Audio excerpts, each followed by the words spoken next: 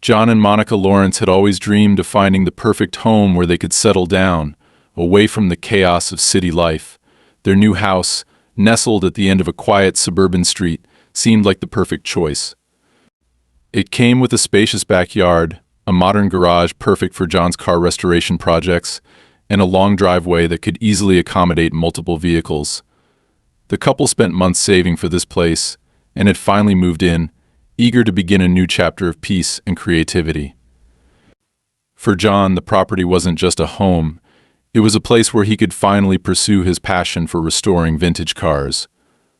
For Monica, it was the garden she'd always dreamed of planting, filled with rows of fruits and flowers. Everything seemed perfect, or so they thought. The first few weeks were uneventful. The neighborhood was calm, almost idyllic, and the couple quickly started working on their new space. John began setting up his tools in the garage while Monica sketched plans for their backyard oasis. They exchanged polite hellos with a few neighbors but hadn't had a chance to meet everyone. However, one neighbor, an older man named Peter Winston, stood out. Peter's house sat directly next to theirs, and from the moment they arrived, his presence was hard to ignore. He would often stand at the edge of his property, staring in their direction with a stern expression. Initially, John and Monica brushed it off as harmless curiosity. After all, new homeowners often attract attention. But Peter's behavior grew stranger. One afternoon, as John was working in the garage, Peter approached, his hands tucked into the pockets of his worn-out jacket. "You're really doing a number on the neighborhood, aren't you?" Peter said, his voice heavy with disapproval. John paused, unsure of how to respond. "I'm sorry, did we do something wrong?" he asked, genuinely confused.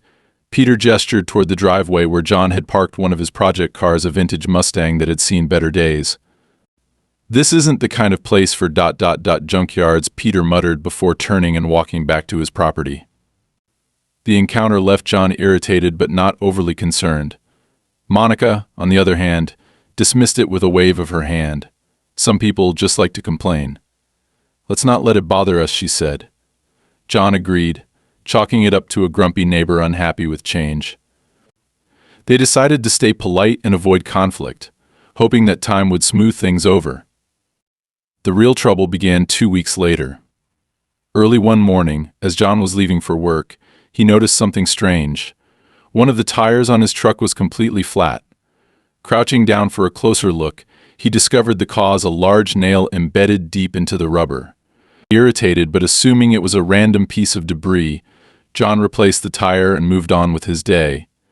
But the very next day, another tire was punctured, this time on Monica's car. This wasn't a coincidence. As John inspected the driveway more closely, he found the culprit: a wooden board with several nails hammered through it, carefully positioned near the edge of their property where it could easily be overlooked. It was crude but effective, and it was clear someone had put it there deliberately. John felt a rush of anger but kept his composure. He picked up the board and threw it away, deciding to install a small security camera near the garage to catch any future incidents. That evening he shared his discovery with Monica, who was visibly shaken. "Why would anyone do something like this?" she asked, her voice trembling. "We don't even know anyone here well enough to have made enemies." John tried to reassure her, though deep down he was just as unsettled. "It's probably some dumb prank. Let's not jump to conclusions. We'll keep an eye on things," he said.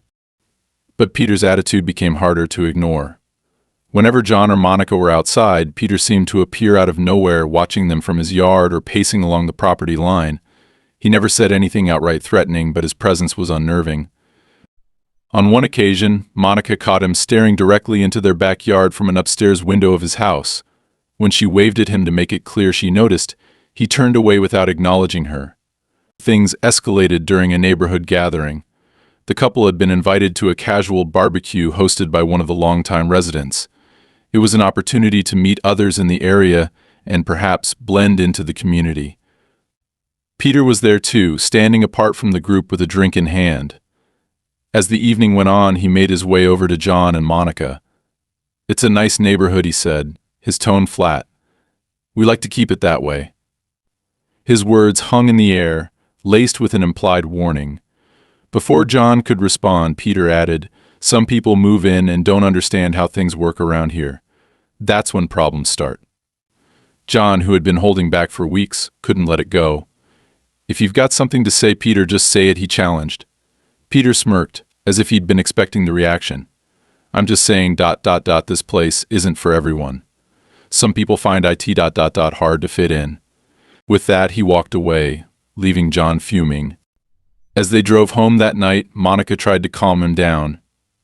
"He's just trying to get a rise out of you," she said.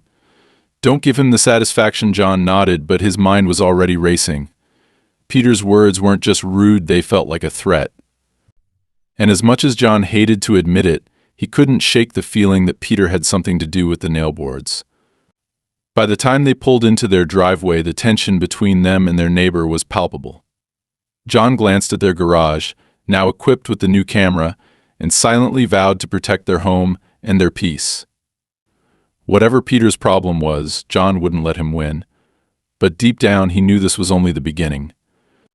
A week had passed since the strange incidents with the Nailboards, and although John had installed a camera near the garage, nothing unusual had been captured. Life continued as normal, though there was an undeniable tension in the air. Monica couldn't shake the feeling that someone was watching them. Even the smallest noises outside made her jump. John did his best to keep her calm, but he shared her unease. He was no longer convinced that the incidents were random or just a harmless prank. Something or someone was targeting them, and it wasn't going to stop on its own. Early one morning, Monica woke up to a strange sound outside. It was faint but consistent, a rhythmic scraping noise that seemed to be coming from the direction of the driveway. She nudged John awake, her voice a hushed whisper. "Do you hear that?" John groggily sat up, straining to listen. The sound was still there, faint but deliberate. He glanced at the clock, 4:15 a.m. Whoever it was clearly didn't care about the time. "Stay here," John said as he climbed out of bed. He grabbed a flashlight and slipped on his shoes, careful not to make too much noise. Monica watched him from the window as he crept toward the driveway. The cool night air sent a shiver down his spine as he stepped onto the gravel. The sound stopped abruptly. Whoever had been there was gone, leaving only silence behind. John swept the flashlight across the driveway, his eyes scanning every detail. That's when he saw a fresh set of tracks leading away from the edge of the driveway toward the neighboring property. The tracks were shallow but distinct, made by boots with a unique tread pattern. He followed them cautiously, stopping just short of Peter Winston's yard. The tracks disappeared near the line of bushes separating the two properties. He turned back, frustrated. Whoever it was, they were gone now. But as he walked back toward the house, his foot caught on something. He stumbled slightly, aiming the flashlight down to see what it was. Another board, this time larger than before, with dozens of nails hammered into it, was half buried under a thin layer of gravel. John's frustration turned to anger as he realized how deliberate the placement was. It had been hidden just enough to ensure someone would run over it without noticing. John carried the board back to the house and placed it on the kitchen table. When Monica saw it, her face went pale. "This is getting out of hand," she said, her voice trembling. "John, what if this isn't just about scaring us? What if someone's trying to hurt us?" John didn't have an answer for her. He could see the fear in her eyes, and it made him feel helpless. He wasn't used to being in situations like this where the threat was constant but invisible. "I'm calling the police," he finally said, reaching for his phone. Monica nodded, grateful for the decision. It didn't take long for the officer to arrive. He was young, barely in his 30s, and while he listened attentively to John's account, it was clear he wasn't taking the situation as seriously as John had hoped. "It's probably some kids messing around," the officer said after examining the board. "We've had a few reports of vandalism in the area recently. I'll file a report, but without any solid evidence or witnesses, there's not much we can do." John felt a surge of frustration. "This isn't just vandalism," he argued. "Someone is targeting us specifically. This is the second time we've found something like this. And look," he pointed to the tracks leading toward Peter's yard. "That's not a coincidence." The officer looked at the tracks but shrugged. "It's not enough to go on. Unless you've got video proof or catch someone in the act, we can't press charges." John clenched his jaw but held back his anger. He knew the officer was just doing his job, but the lack of action was infuriating. After the officer left, Monica tried to comfort him. "At least they have it on record now," she said, though she didn't sound entirely convinced herself. That evening, Monica suggested they take a break from the house and spend some time in town. They had dinner at a quiet restaurant, trying to shake off the tension that had been building for weeks. But when they returned home, their unease only deepened. The driveway lights, which were motion-activated, didn't turn on as they pulled in. John parked the car and grabbed his flashlight again, his stomach sinking as he stepped out. The wires for the lights had been cut cleanly, leaving the area in near total darkness. It was clear someone had been there while they were away. Monica stayed in the car, her hands gripping the steering wheel tightly as John inspected the damage. That's when he noticed something else: scratches on the garage door. They were deep and jagged, as if someone had dragged a sharp object across the metal. Inside, they found another unsettling discovery. One of the windows in the living room had been pried open slightly, though nothing seemed to be missing. It was as if someone had been trying to send a message rather than steal anything. Monica was visibly shaken, pacing back and forth while John checked every room to make sure no one was still inside. "This isn't random anymore," Monica said, her voice breaking. "Someone is watching us, John. They know when we're home and when we're not. What if it's Peter? What if he's the one doing all this?" John didn't want to jump to conclusions, but he couldn't ignore the growing evidence. Peter's hostility had been clear from the start, and the tracks leading toward his property were hard to dismiss. Still, without proof, confronting him could make things worse. The next morning, John decided to install additional security measures. He upgraded the cameras and set up motion sensors around the perimeter of the property. Monica suggested getting a dog for added protection, but John wasn't sure it would be enough. They were dealing with someone who seemed determined to push them out, and every step they took to protect themselves felt like another challenge to whoever was behind it. Later that day, as John was working in the garage, Peter appeared again, standing just beyond the property line. He didn't say anything at first, just watched as John tinkered with one of his cars. Finally, Peter spoke, his tone cold and measured. "You're making a lot of changes around here," he said. John didn't look up. "It's our property. We're allowed to." Peter chuckled softly, though there was no humor in it. "People around here don't like disturbances. It's a quiet neighborhood, you know. Always has been." John finally turned to face him, his patience wearing thin. "If you've got a problem, Peter, just say it. Don't stand there making vague comments. What do you want?" Peter's smile faded, and his expression hardened. "I want things to stay the way they've always been. People like you you come in and think you can do whatever you want. But some of us still care about this place." Before John could respond, Peter turned and walked away, leaving him standing there, fists clenched. It wasn't a direct threat, but it felt like one.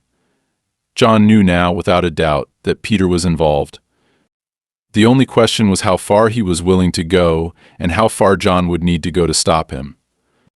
The following days were marked by a growing sense of unease for John and Monica. While the enhanced security system gave them a semblance of control, the reality was that the threat hadn't diminished, it was evolving. The constant tension weighed on them both, fraying their nerves and seeping into their daily routines. Monica started avoiding spending time in the backyard, even though she'd been so excited about creating her garden. John found himself snapping at small inconveniences, his frustration mounting with every unexplained sound or odd occurrence. The house, which they had dreamed of as their sanctuary, now felt like a trap. One morning, as John left the house for work, he noticed something strange near the edge of the driveway. Several large rocks had been deliberately arranged to block part of the path, making it impossible to exit without moving them. He sighed, set his briefcase down, and began dragging the rocks aside, muttering under his breath. As he worked, he spotted a thin piece of cord snaking through the gravel, partially buried but still visible. He followed it with his eyes and saw that it led to a crudely constructed tripwire positioned near the edge of the road. Whoever had placed it wasn't just trying to inconvenience them, they were escalating their efforts. John called Monica outside to show her. She stood with her arms crossed, her expression a mixture of anger and fear. "This is insane," she said. "They're not even trying to hide it anymore. What if you hadn't seen that? What if you'd tripped or fallen?" John didn't have an answer. Instead, he pulled out his phone and took pictures of the rocks and the tripwire, careful not to disturb anything else. "I'll file another report with the police," he said. "Even if they don't do anything, we need to keep a record of this." When the police officer arrived later that day, it was clear he wasn't impressed. He inspected the scene, took a few notes, and asked some routine questions, but his tone was dismissive. "Look, I understand you're upset," he said, "but this could be a prank. Kids, maybe. It doesn't mean someone's targeting you specifically." Monica's frustration boiled over. "How many pranks does it take before you take this seriously?" she demanded. "This isn't the first time, and it's not just small things, it's our property, our safety." The officer raised his hands defensively. "I get it, Ma, I do. But without concrete evidence or a witness, there's not much we can do. If you catch something on your cameras, let us know right away."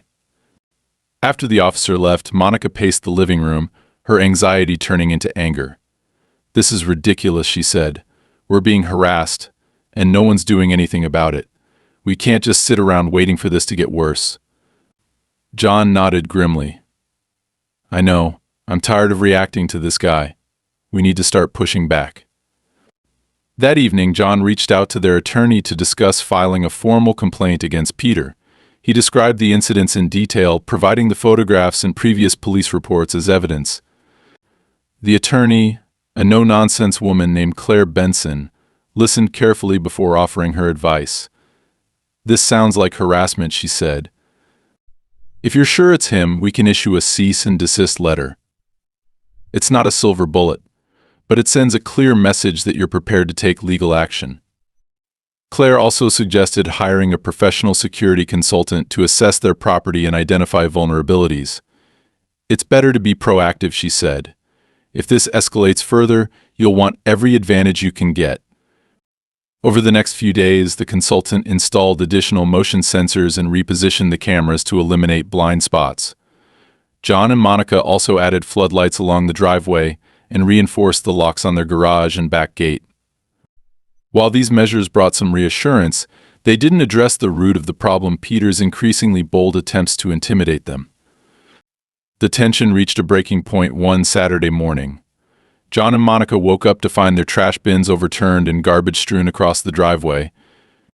At first, they assumed it was animals, but as they cleaned up the mess, John spotted something chilling: a small piece of paper tucked inside one of the bins. He unfolded it to reveal a crudely written message: "Leave while you still can." Monica froze when she saw the note. "That's it," she said, her voice shaking. "We're not waiting for him to make the next move." John agreed. He called Claire again and explained the situation. "This note changes things," she said. "It's a direct threat. I'll follow up with the police and push them to take this more seriously. In the meantime, don't engage with him directly. Let me handle the legal side." Despite Claire's reassurances, the fear was hard to shake. That evening, as John worked in the garage, he caught movement out of the corner of his eye. Someone was walking along the property line, just out of reach of the floodlights. He stepped outside, his pulse quickening. "Who's there?" he called out, but the figure disappeared into the shadows without a word. The next morning, they discovered a fresh set of boot prints in the soft dirt near the garage. The prints led directly to their side gate, which was slightly ajar. Monica was the first to notice the scratches on the gate's lock, as if someone had tried and failed to force it open. John decided it was time to confront Peter directly. He marched over to his neighbor's house, ignoring Monica's protests to stay calm. Peter answered the door with his usual smirk, leaning casually against the frame. "Well, this is a surprise," he said. "What can I do for you?" John wasted no time. "We both know what you're doing," he said, his voice low and steady. "It needs to stop. Now." Peter raised an eyebrow, feigning innocence. "I'm not sure what you're talking about." "The rocks, the boards, the garbage. You think we don't know it's you?" John took a step closer, his fists clenched. "You can try to scare us all you want, but it's not going to work. We're not going anywhere." Peter's smile faded. and for the first time, his expression turned cold. "You've got no proof," he said, his voice dripping with disdain. "You think the police care about your little problems? They've got bigger things to deal with." John stared him down, his anger barely contained. "You've been warned," he said. "Next time it won't just be a conversation." As John walked away, he felt a mix of satisfaction and unease. Peter's reaction confirmed his suspicions, but it also made one thing clear: this wasn't over. In fact, it was only getting started. Later that night, Monica found John sitting in the garage, staring at the security feed on his laptop. "Do you think he's going to stop?" she asked quietly. John shook his head. "No, but at least now he knows we're not backing down." Monica sat beside him, resting her head on his shoulder. "I just want this to be over," she said softly. John nodded, his jaw tightening. "So do I. But we'll handle it, one step at a time." Neither of them slept much that night, their thoughts consumed by what might come next. The fight for their home and their peace was far from over. The tension between John and Peter had reached its boiling point, and John knew it was only a matter of time before something else happened. Despite the security upgrades and legal steps they had taken, the situation seemed to escalate with each passing day. Monica was trying to hold it together, but John could see the toll it was taking on her. She had stopped tending to her garden entirely, the plants she had been so excited about now wilting from neglect. Every creak of the house or distant noise outside sent her heart racing, and John couldn't shake the feeling that they were being deliberately worn down. One afternoon, as John was going through emails in his office, Monica came rushing in. "John, come outside. You need to see this," she said, her voice tight with panic. He followed her out to the backyard, where she pointed to the fence. Deep scratches ran along several of the wooden panels, as if someone had taken a blade to them. A few of the boards were slightly loose, and near the base of the fence, John noticed something partially buried in the dirt. Kneeling down, he uncovered what appeared to be a small, rusted piece of metal, a shard of an old blade. "Do you think it's him?" Monica asked, though they both knew the answer. John sighed, running a hand through his hair. "Who else would it be? He's trying to scare us, make us think this place isn't safe." Monica wrapped her arms around herself, her eyes scanning the tree line beyond the fence. "What if he's doing this at night? What if he's just waiting for us to make a mistake?" John straightened and put a reassuring hand on her shoulder. "We're not going to let him win. Let me document this and call Claire. This will only add to the case we're building." Claire, ever the professional, took the news in stride when John updated her later that day. "The scratches, combined with the previous threats and property damage, strengthen your case for harassment," she said. "But I'll be honest with you, if Peter isn't outright caught in the act, this could drag on for months. We need something irrefutable to get the court to issue a restraining order or press charges." John's frustration was palpable. "So what are we supposed to do in the meantime?" "Just sit back and wait for him to take it further." "No," Claire replied firmly. "You keep documenting everything. Every scratch, every note, every disturbance, and you stay vigilant. If he slips up, we'll be ready." As the days went on, John found himself growing increasingly protective of their property. He spent hours each night monitoring the security feeds, scanning for any sign of movement. He even took to patrolling the yard with a flashlight before bed, determined not to give Peter another opportunity to trespass. One night, as John was reviewing footage, he noticed something strange. In one of the older recordings, just before the garbage incident, a faint figure appeared at the edge of the camera's range. It was blurry and indistinct, but the posture and build were unmistakable. It was Peter. John rewound the footage and played it again, anger bubbling up inside him. This wasn't just speculation anymore, this was proof that Peter had been on their property. The next morning, John showed the video to Claire. "This is good," she said. "It's not enough for criminal charges, but it's a start. I'll send this to the police and follow up with them to make sure it's taken seriously." However, that small victory was short-lived. 2 days later, John and Monica woke up to find their driveway completely blocked.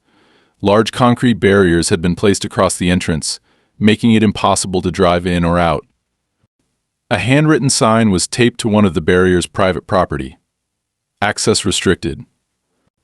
John's blood boiled as he stared at the sign.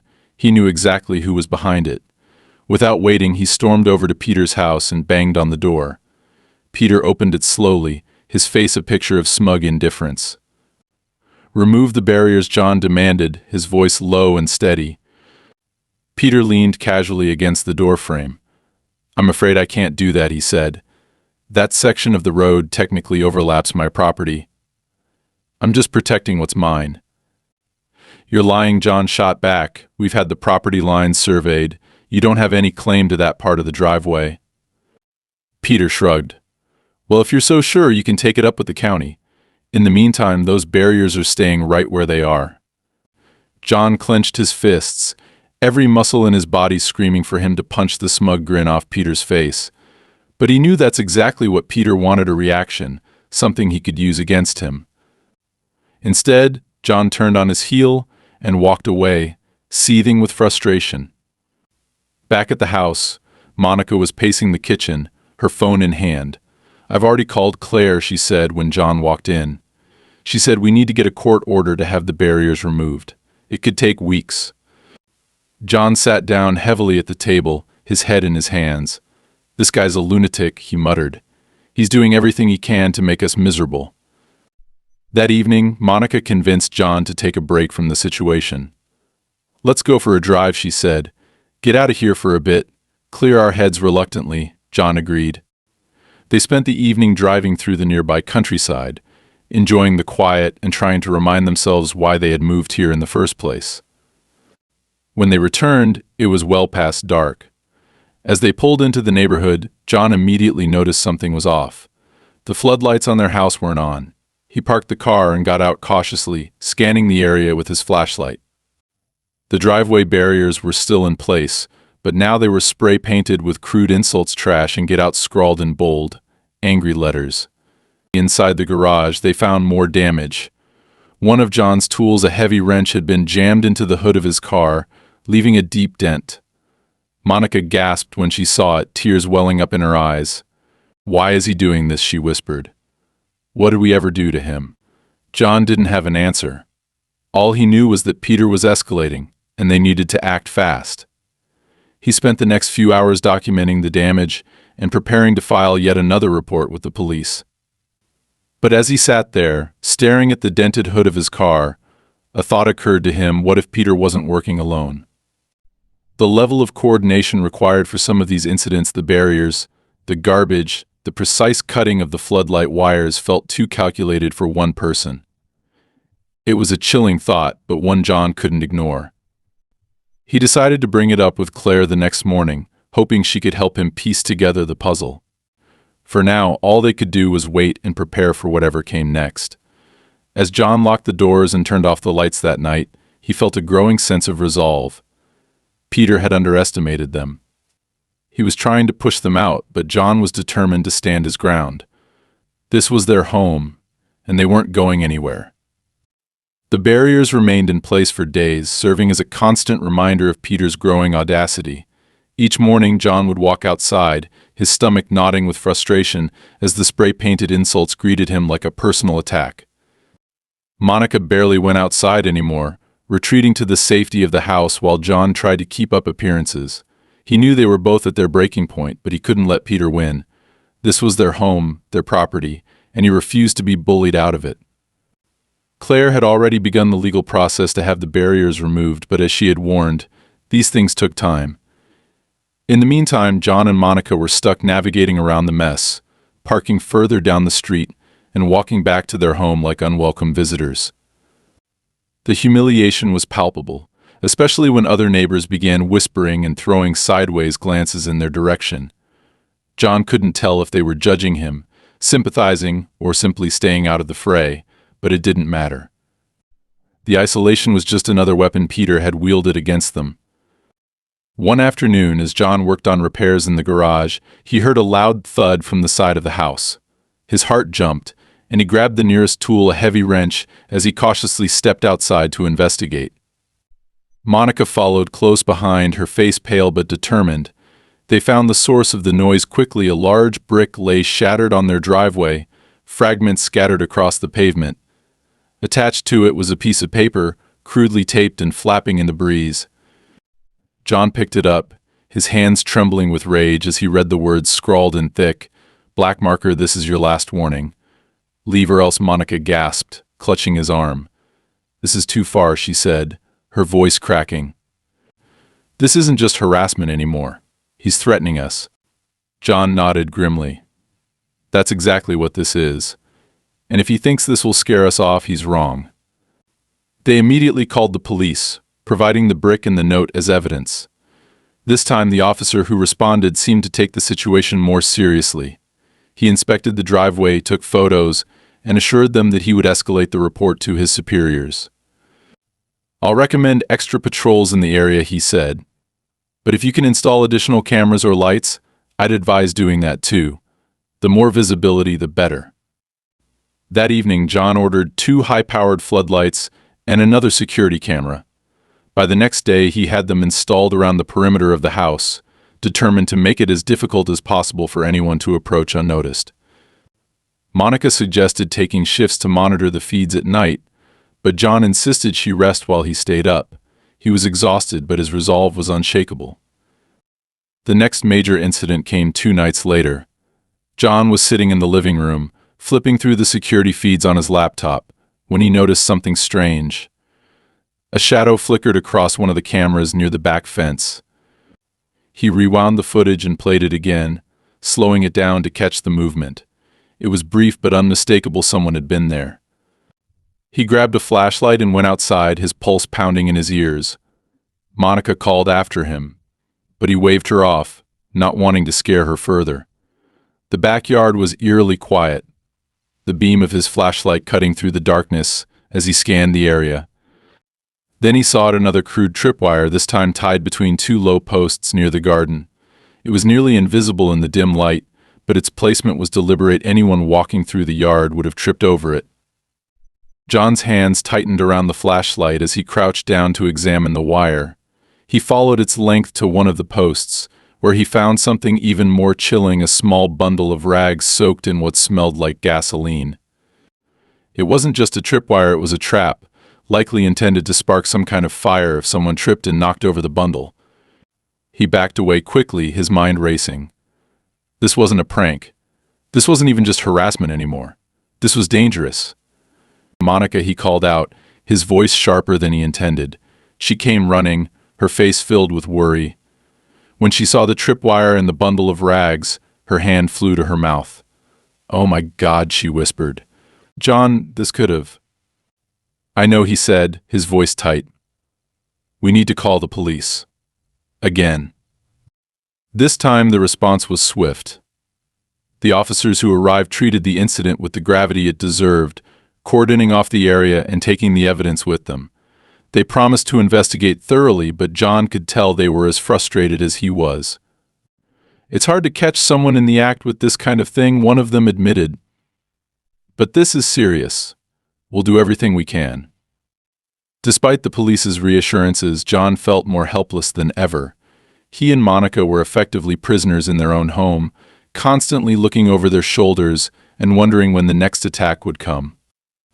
Every creak of the house, every rustle of the wind, felt like a potential threat. The next morning, Monica suggested they take a break and visit her sister in a nearby town for a couple of days. "We need to get out of here, just for a little while," she said. "This place is suffocating us." John hesitated but ultimately agreed. They packed a few bags and left that afternoon, hoping the time away would help them clear their heads and regain their strength. When they returned, however, the situation had only gotten worse. The barriers were gone, but in their place, someone had dug deep grooves into the driveway, making it nearly impossible to drive on without damaging the car. The garden Monica had so carefully planned was completely destroyed, the plants uprooted and scattered haphazardly across the yard. But the worst was waiting for them at the front door. Taped to the wood was another note, this one more explicit than the last: "You re not welcome here. Next time it'll be worse." Monica burst into tears, her composure finally breaking. John held her close, his own anger and frustration boiling over. He was tired of waiting, tired of playing defense. It was time to take action. That evening he called Claire and told her everything that had happened while they were gone. "This is no longer just a harassment case," he said. "This is a direct threat to our safety. What do we do next?" Claire didn't hesitate. "We file for an emergency restraining order," she said. "This gives the police grounds to act if he comes near you again. And we escalate the legal complaint to include damages for destruction of property. He's crossed too many lines now." As John hung up the phone, he felt a renewed sense of purpose. Peter had gone too far, and John was determined to hold him accountable. They might have been pushed to the brink, but they weren't going to back down. This was their home, and they would fight for it, no matter what it took. The day of the court hearing for the emergency restraining order arrived, and John and Monica felt a mixture of relief and dread as they prepared to face Peter in a legal setting. Claire had assured them that the evidence they had, the video footage, photographs, the threatening notes, and police reports, was more than enough to secure a temporary order against Peter. Still, John couldn't shake the unease that had settled in his gut. Peter had proven time and again that he wasn't someone who would simply back down. The courtroom was quiet as they entered, the air heavy with tension. Peter sat on the opposite side, his demeanor as smug as ever. He barely glanced in their direction, but the faint smirk on his face made John's blood boil. Claire leaned over and whispered, "Stay calm. The judge will see through him. Just let me handle this." As the hearing began, Claire presented their case with precision and confidence. She showed the court the security footage of Peter lurking near their property, the photos of the damaged driveway, the graffiti on the barriers, and the crude traps left on their land. She also read aloud the threatening notes, her voice steady and firm. "Your Honor," Claire concluded, "it's clear that the defendant has engaged in a pattern of harassment and intimidation that goes beyond mere neighborly disputes. My clients have every right to feel unsafe, and it's time for this court to take action to protect them." When it was Peter's turn to speak, his tone was mocking and dismissive. He claimed that John and Monica were exaggerating, that they had fabricated the threats to paint him as a villain. "I'm just a concerned neighbor," he said, spreading his hands in a show of innocence. "I've only ever wanted what's best for our community. If they feel threatened, maybe they should look at their own behavior." The judge listened patiently, but it was clear from her expression that she wasn't buying Peter's excuses. When she finally spoke, her tone was firm. "Mr. Winston, the evidence against you is substantial. This isn't a case of simple miscommunication or minor disputes. Your actions have caused significant distress and damage. I'm granting the restraining order effective immediately. You are not to come within 500 feet of the Lawrence property or make any further contact with them." For the first time, Peter's smug facade faltered. His jaw tightened, and his eyes narrowed as he glanced toward John and Monica. He muttered something under his breath as he left the courtroom, but neither of them cared. For the first time in months, they felt like they had a small victory. However, that sense of relief didn't last long. Just days after the court ruling, John woke up in the middle of the night to the sound of shattering glass. He bolted out of bed, grabbing the baseball bat he now kept by his nightstand. Monica followed close behind, clutching her phone with trembling hands. They found the living room window broken, shards of glass scattered across the floor. Outside, the motion-activated floodlights illuminated a chilling scene. Someone had spray-painted the words "You can T-win" across the side of their house. "Call the police," John said, his voice shaking with both anger and fear.